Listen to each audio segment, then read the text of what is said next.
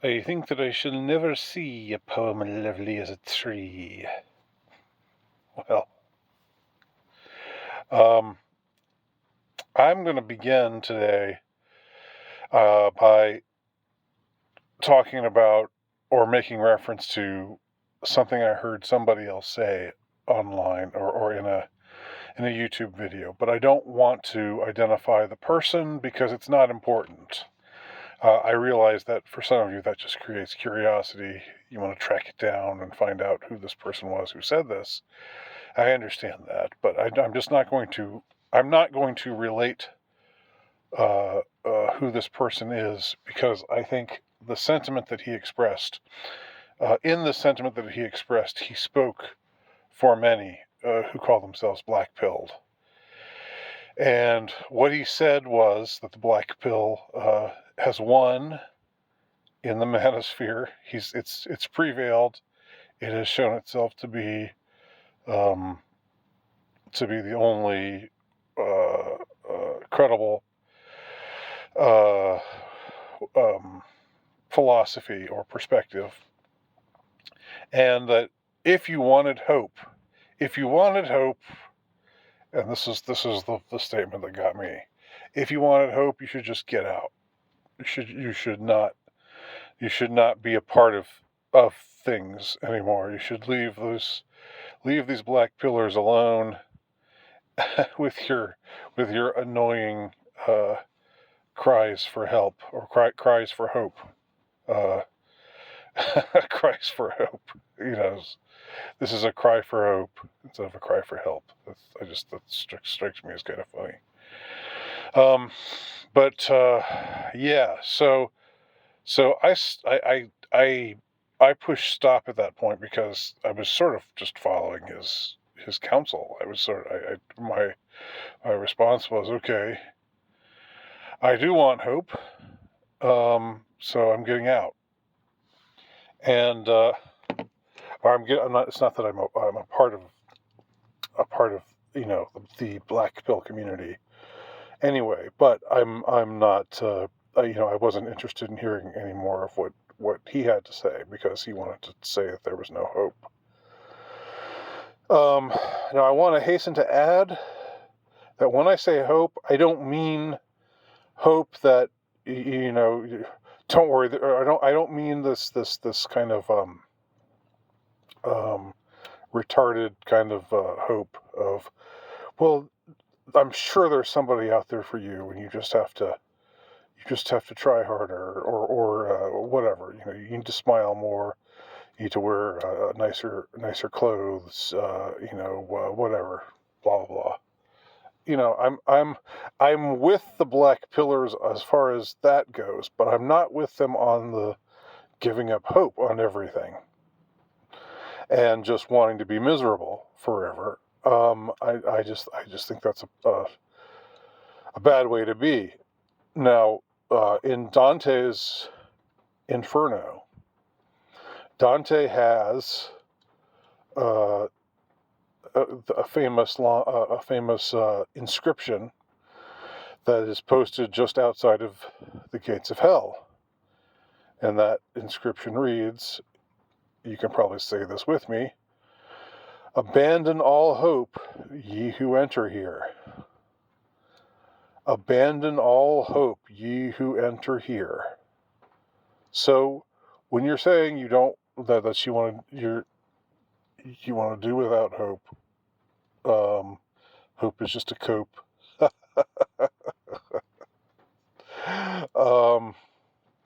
When you say that, what you're saying is, I want to be in hell. Who says that? Except the damned. Except those who have just decided to be damned. Who chooses to stay in hell? To put themselves into hell? Because as Dante correctly identifies with that inscription, the most salient quality of the Inferno or hell is the absence of hope. The absence of hope is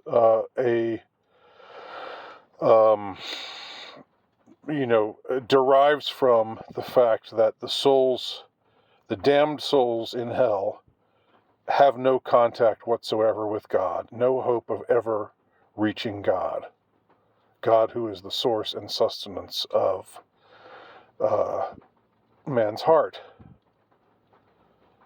But the damned, through their own choices, have separated themselves from God forever. And it's the fact that they're going to be forever without hope that's what makes them damned. It's not the tortures, it's not the sufferings, the various ways in which we see the damned getting tormented in the inferno. But even it's not even that. It's like even absent, physical tortures or having to be thrown in the lake of fire and having to be sodomized by demons or whatever else it might be. The real source of the real source of agony for those in hell is the fact that they know there's no hope.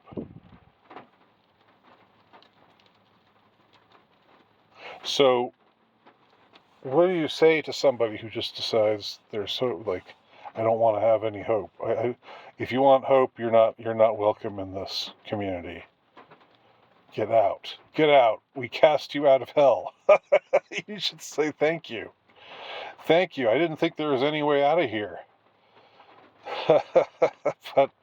But now you've cast me out of hell, and I'd rather be anywhere else but hell. So you're doing me a favor, and you're putting yourself in your own private hell, and you're doing it willfully.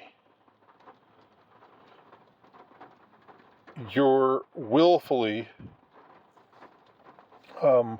architecting your life in such a manner where you'll always be bitter. You'll always be you'll always just be racked with agony, and I don't know, you get something out of it. You must get something out of that. It must be pride, just like the pride of, well, I'm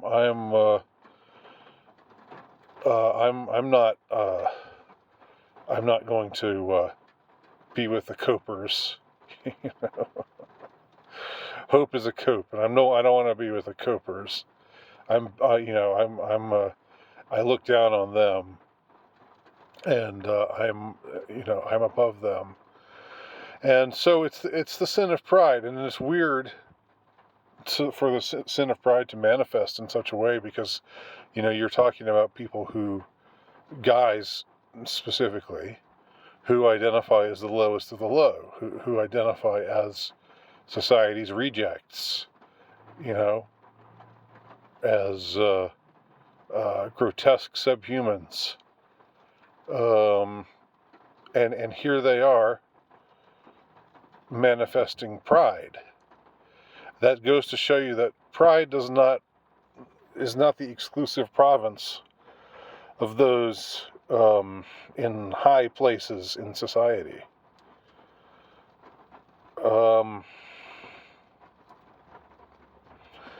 Again, though, when I'm saying that, I think it's good to have hope.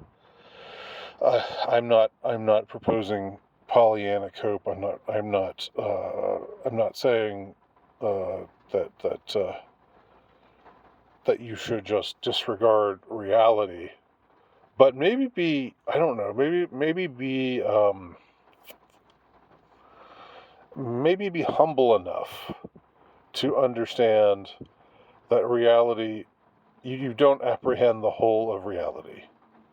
Okay? Even when it comes to the the the dominance hierarchy, or whatever you call it, whatever you want to call it, the sexual marketplace, or whatever. All these names just sound crude and like I don't know. They savor of this Darwinian degeneracy that I'm not. I just don't dig whatsoever. But whatever, whatever you want to call it. I'm not saying to just avoid, to just ignore that stuff, but only the fool, would be so enamored of his pride that he would willingly be miserable, that he would willingly be hopeless. When you're hopeless, it's not like, I know maybe people will come on and say, Andy, I think you misunderstand the black pill. I've had people tell me that before.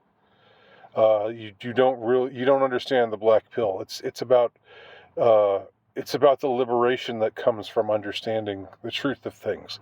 No, not really. Not really. No.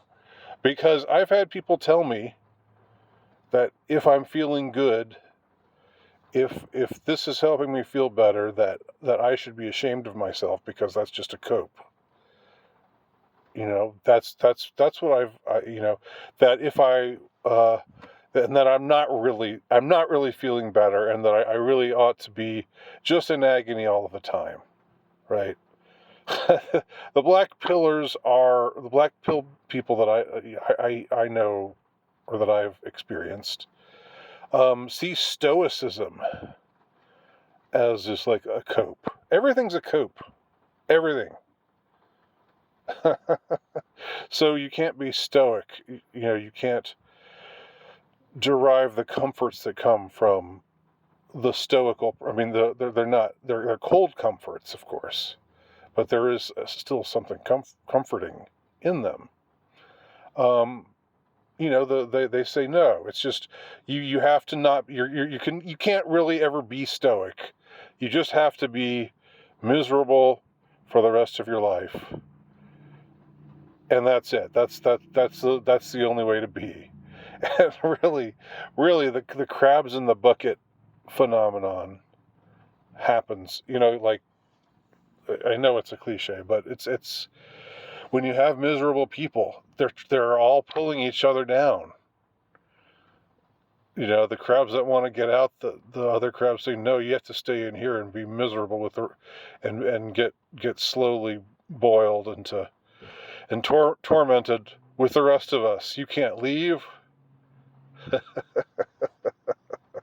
If one of them even, quote unquote, ascends, then it's not like, oh, good on him, he ascended.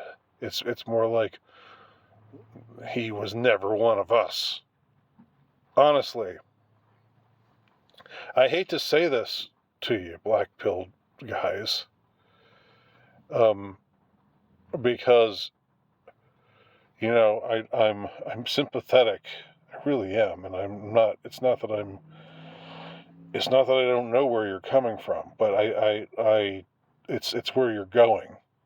It's where you're choosing to go, and that's what I have a big problem with.